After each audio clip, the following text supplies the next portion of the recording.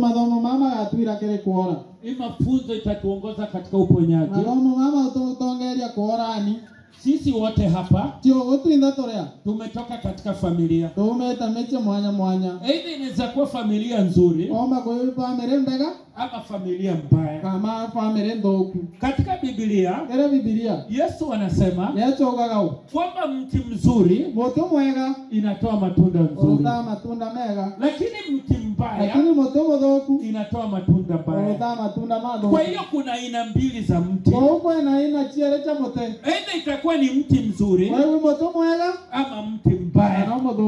Ndio maana Yesu anasema mti mzuri inatoa matunda nzuri. Lakini mti mbaya inatoa matunda mbaya. Wakati ambao tunaongea kuhusu mti, tunaongea kuhusu ile ukoo ambayo tumetoka. Tunaongea katika familia ambayo tunatoka. Na wakati tunaongea kuhusu mtu wa ukoo, tunaongea kuhusu wale wazee wetu ambao waliopita. Ambao waliopita kama miaka 100. Mpaka wakati ambao tumefika sasa. Ni ile wakati ambayo tunakuja. Ikatukiongea kuhusu mti mzuri. Inamaanisha wale wazee wetu waliopita walikuwa wazuri. Pia sisi tukakuwa watu wazuri. Na wale ambao watakuja watakuwa watu wazuri. Lakini tukiongea kuhusu mti mbaya, tunaongea kuhusu wale wazee ambao walikuwa wanatumia mambo za wachawi. Walikuwa kama wanatumia mambo za nguvu za giza za majini. Na imetufuata mpaka wakati huu. Na itaendelea mpaka kizazi kijacho. Sasa wakati ambao unajiangalia, unaweza angalia kama ni mti gani ambayo umekuja na umetoka. Kama umetoka kwa mti mbaya, inamaanisha maisha yako itakuwa ni ya mateso. Inamaanisha katika maisha yako utasumbuliwa na nguvu za giza. Kwa sababu ile ukoo ambayo umetoka, wazee wako walikuwa ni wauaji. Wazee wako walimwaga damu ya watu. Kwa hiyo tunaona hiyo tatizo. Na hiyo nimekufunga. Na hiyo nimekufunga. Kwa hiyo ni vizuri tunaangalia ukoo gani ambayo tumetoka. Wakati tunataka kuomba maombi ya siku ya leo, hatutajiombea tu, lakini tutaombea pile familia na ukoo wetu. Ili Mwenyezi Mungu aanze kuleta uponyaji. Na hapo ndio tutafunguliwa. Ukisoma Isaiah chapter 51 verse 1. Isaiah chapter 51 verse 1. Ambao tutasomewa. Mungu anaambia Waisraeli, tazameni ile jiwe ambayo mlitoka. Ninataka utasoma Listen to me, you who pursue righteousness and who seek the Lord. Look to the rock from which you are cut, and to the quarry from which you are hewn. Nyuma utapata babu yako alikuwa mchawi na utapata babu yako alimwaga damu ya watu. Utapata babu yako alizima nyota za watu. Kwa sababu hiyo dhambi mbaya, babu yako alikuja na katenda, hiyo imeleta tatizo kwako. Hiyo imeleta minyororo kwako. Hiyo imefanya njia yako ifungiwe. Ndio maana Mungu anabii Israeli, angalieni nyuma. Mungu hapa siku ya leo, umekuwa kama unaomba kila siku. Umekuwa kama unafunga kila mara. Lakini unapata bado matatizo yanakufa. kufunga, unapata yale magonjwa ambayo hayaeleweki yanakufuata. Mungu anakuambia angalia nyuma. Angalia nyuma. Wazee wenyu walikuwa wameweka nguvu za majini. Wazee wenyu walikuwa wameweka nguvu za mapepo, lakini walikufa. Lakini zile nguvu za giza bado zinawafuata. Nataka fungua Lamentation chapter 5 verse 7. Lamentation Chapter 5 verse 7. Chapter 5 verse 7. Utaona ile kitu Mungu anatuambia kuhusu wazee wetu ambayo waliopita. Mwenyezi Mungu anaongea na Israeli. Tazameni nyuma. Tazameni nyuma. Yale mabaya aliyofanyika nyuma. Tufunga. Mungu anasema nini? Lamentations 5:7. Our ancestors sinned. Wazee wetu walitenda dhambi. Hiyo Biblia inasema wazee wetu walitenda dhambi, but now they are gone. Lakini yani walitenda dhambi lakini wameshakufa. And we are suffering for their sin. Lakini sisi ndio tunaumia kwa sababu ya makosa yao. Inamaanisha walienda kwa nguvu za giza. Walinyang'anya watu shamba. Walitenda maovu yote. Lakini walikufa. Hawako tena. Lakini sisi ndio tunabeba hiyo makosa yao. Ndio mara mingi tunabeba mizigo ambayo isiyo yetu. Tunabeba tatizo isiyo yetu. Tukikuwa maombi ya leo, tunaombea pamoja na watu walipita. Tunaanza kuvunja zile dhambi na giza ambao wazee walitumia. Kwa sababu hao ndio wametufunga. Hao ndio wanafanya tatizo katika maisha yetu. Kwa mfano, kuna familia moja, ikifika mwezi wa 8, watu wanakufa. Tayari wamepoteza watoto kama watoto kama 7. Mwezi wa 8 lazima mtu akufe.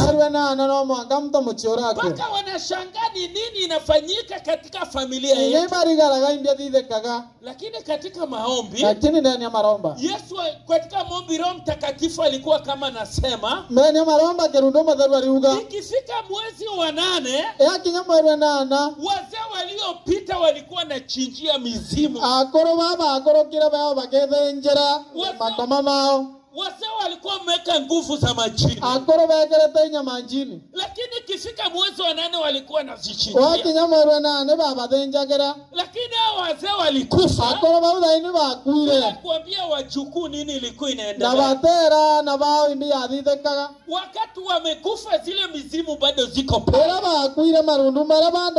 Kwa hiyo ikifika mwezi wa 8, zile mizimu bado zinakuja kujichukulia. Sasa tunapata ikifika mwezi wa 8 kwa sababu wazee walikufa. Lakini zile mizimu na nguvu za giza bado. Sasa zinakuja na zinaumiza wajukuu. Kwa maana Biblia inatuambia kwamba wazee walikufa, hawapo tena. Wazee walitenda dhambi, lakini hawapo tena. Lakini sisi ndio tunaumia. Uko hapa. Familia yako inahitaji utakaso. Familia yako inahitaji kufunguliwa. Kwa sababu zile nguvu za wazee bado ziko. Bado zinaendelea kuumiza watoto wako. Umefanya watoto wamekuwa ni walezi. Umesomesha watoto. Umewapeleka mpaka university. Lakini wameingia kwa ulezi. Hata yale masomo haiwasaidii. Watu wameingia katika watu unapata ndoa imekataa. Chana na wanaume ambao hawaolewi. Kwa nini? Ike. Zile mizimu ambao wazee waliweka. Don komaira koro baba tigiriara. Zilikuja zikajishindia wasichana. Jajira chindera bara. Zikakuja zikajishindia wanaume. Chindera ntorome bara. Ndio maana wakati kuna watu ambao saa zile wanalala. Ndio itakaranta mama mami. Wanajipata wanaota kwamba wanalala na wanaume. Akethera bero taba mami na mtu murume. Hiyo ndio imetumbua watu wengi sana. Akiroto kwe chumburete na kweli wakati ukijiangalia ukiamka. Na wala idawokera. Unaona kwamba ni kitendo ilifanyika. Ukaona nonto wabu bwatite kire. Inamaanisha hii familia. Eleona ni amochwe. Kuna zile mizimu zinalala na wasichana. Na marundu mara ama mama na arena ntorume. Unapata wao wanakuwa na tatizo kama hiyo. Okethera bena thina taira. Unapata ndoa zao ziko ngumu. Okethera ngurano chiao chena thina mono. Ambia mwenzako unahitaji utakaso. Ero ibo eno wetegia kutherua. Shika mwenzako mabega mwambie unahitaji utakaso. Ero ibo eno ituro mwena no kwetia kutherua. Boma yako inahitaji utakaso. Hakuna kwetia kutherua. Roho Mtakatifu ameshuka. Roho Mtakatifu ameshuka. Nyosha mikono. Unafunguliwa. Ninaona damu ya Yesu inatembea. Watu wapo wanakuwa huru. Nguvu za machine. Ulikuwa umefungiwa na wachawi. Lakini sasa zinaondoka. Ulikuwa umefungiwa na wachawi. Ulikuwa umefungiwa na wachawi. Lakini sasa zinapomolewa. Nyumba zenu zilikuwa zimefungwa na giza. Lakini sasa zinaondoka. Kwa jina la Yesu. Kwa jina la Yesu. Damu ya Yesu inatembea. Ushindi wa Yesu unaonekana. Damu ya Yesu inaleta ushindi. Nyosha mikono juu. Wacha Yesu akutembelee. Ukipitwa ni shauri yako. Shetani za uende wazimu. Mapepo za uende wazimu. Zote za hizi zinaondoka. Mapepo za ugonjwa za kifafa. Mapepo za ugonjwa za kifafa. Iondoke. Iondoke. Iondoke. Ugonjwa wa kifafa. Mapepo za ugonjwa za kifafa. Zote ziondoke. Zote ziondoke. Kwa jina la Yesu. Kwa jina la Yesu. Kwa jina la Yesu. Kwa jina la Yesu. Ugonjwa za kifafa. Ugonjwa za kifafa. Yote ziondoke. Zitoke haraka. Zitoke haraka. Toka haraka haraka haraka haraka haraka haraka haraka haraka haraka. Tokeni saa hii. Tokeni saa hii. Ondokeni saa hii. Ondokeni saa hii. Kwa jina la Yesu. Kwa jina la Yesu. Kwa jina la Yesu. Kwa jina la Yesu. Moyo moto. Mapepo iko ndani ya tumbo. Mapepo vinazuia masomo. Mapepo vinazuia masomo. Ondoka. Ondoka. Ondoka.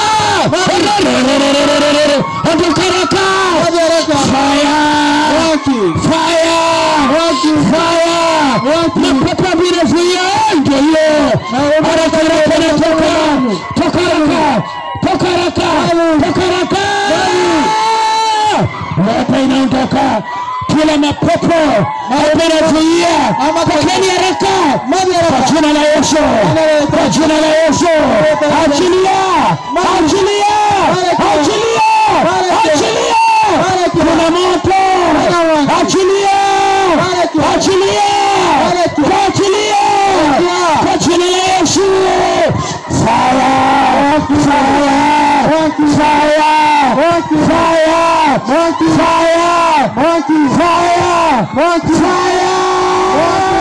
Kwa jina la Yesu. Kuna moto.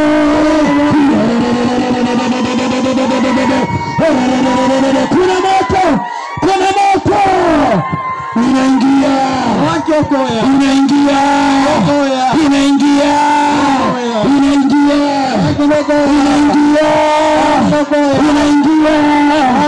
Inaingia. Unaingia.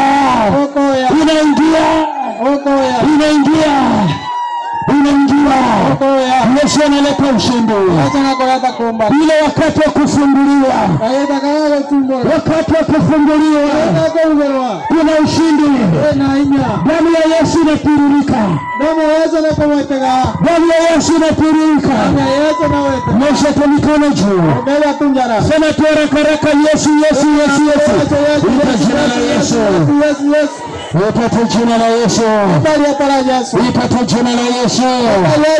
Ipate jina la Yesu. Ipate jina la Yesu. Ipate jina la Yesu. Ipate jina la Yesu. Ipate jina la Yesu. Ipate jina la Yesu. Yesu anatembea. Ameleta ushindi. Nyosha mikono. Yesu ameingia mpaka kwenye nyumbani. Inua kichwa juu. Pumua tena kwa niaba ya nyumba yako. Tena. Uchawi apiko kwako, pumua itoke. Umetumia uchawi, pumua tena. Uchawi ya kwenye nyumbani, pumua tena.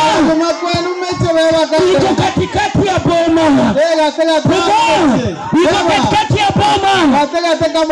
Iko kwa gate ukiingia ndio uchawi umewekwa. Pumua tena. Uchawi inaleta ulevi. Pumua. Inatoka. Mapepo ya ulevi. Nyumba yako kuna ulevi. Pumua tena. Inaondoka. Umaskini. Pumua tena. Mapepo ya umaskini. Mapepo ya umaskini. Pumua. Mapepo ya umaskini. Pumua. Inaondoka.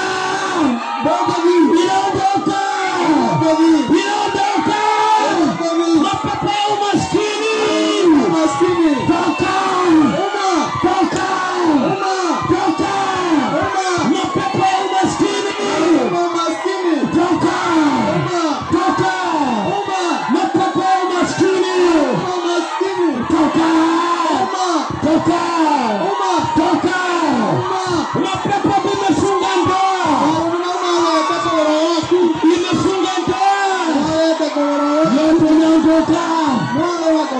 Yote inaondoka. Kwa jina la Yesu. Pumua nje na ndani. Nyosha mikono juu tena. Inua kichwa juu. Pumua mapepo ya umaskini. Inaondoka. Imekwama ndani ya tumbo.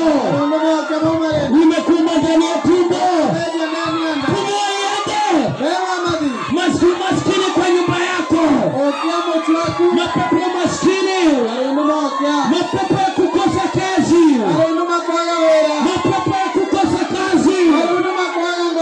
Inaondoka. Mapepo ya kukosa kazi. Unaenda. Ndio inachomeka.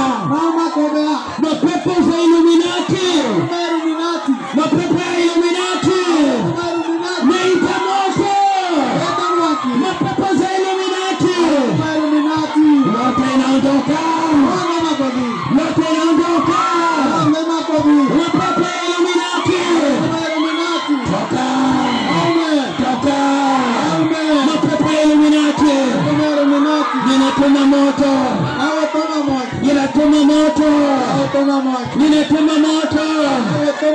Yesu. Ndio.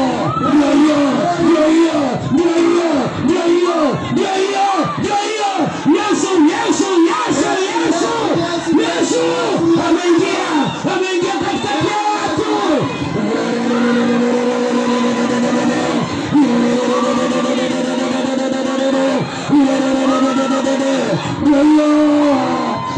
Yesu ameingia ndani ya watu. Yesu. Ameingia. Anapomoa. Kila mapepo fanya minati. Moto inachomeka. Kuna katikati ya watu. Kuna moto.